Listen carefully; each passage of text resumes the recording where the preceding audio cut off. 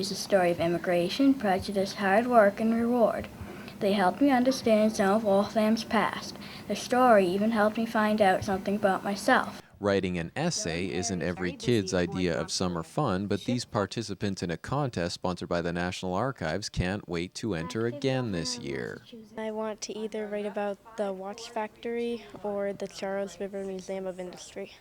Definitely going to be something involved with nature. Last year, at a ceremony at Gore Place, winning essays about Waltham's history won prizes including savings bonds worth as much as $1,000. The third installment of the contest is already underway. It is open to students who live in Waltham and will enter grades 4 to 8 in the fall. This year's contest will have an extended deadline and more prizes. Students have until August 31st to write and turn in their essay to the National Archives. So that gives them almost 3 more weeks than they had last year. If you enter, if you take the time, if you enjoy the experience with your siblings and your family, you will be entered into a drawing and could maybe win $250 cash or a host of other prizes. So what did the students write about last year? The Charles River. The Lyman Estate and the Payne Estate. Mrs. Gore. Harriet and Joan Lally talking about their uncle and father. His rank was Seaman First Class. His duty was firing a 40mm machine gun. Every kid can write about a veteran. Somebody in their own family, somebody who has lived in Waltham, somebody who has served our community and served our country. Participants can determine their own topics or use suggested ones, but they must consult at least 2 of the city's historical resources, such as the public library or local museums.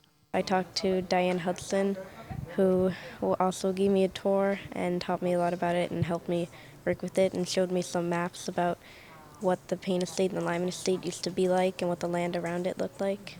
First place winner John Milesevich lives near the Grove Hill Cemetery, but his essay on the burial ground came to encompass the Minutemen, early 19th century epidemics, and the Leland House. It was surprising to know that so many people that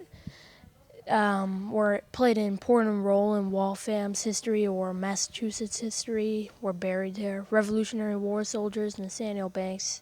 May 15th of 1809. Our Ladies Academy 4th grader Donatella Carrazzo got creative and decided to write her essay as a letter from Rebecca Gore to her friend Catherine. For kids who don't know much about the city or its history, it's a chance to make some surprising discoveries that reflect the theme Waltham's history, the nation's history, right in time for the city's 125th anniversary. The story of the Charles is kind of mirrored around the nations. Well, the Industrial Revolution started at the Charles River, and it spread throughout the nation, first to Lowell and then to all throughout it. Literally, like, after writing this best-selling novel, he lived a humble life as a garbage collector, and all his money went to building a church in India. So People came to Waltham and they built summer homes because they lived in Boston. So how was the actual writing? For the majority of these young historians, it wasn't easy. Because I never wrote anything with 200 words in it. It was hard because I had to put their stories into one piece. It took me a long, long time. But it was an excellent experience. At first I didn't want to do it, but when I did it, it was a little more, it's pretty fun, actually. A panel of judges will screen the essays for accuracy and will hand out prizes in September. For Waltham Newswatch, this is Chris Wangler.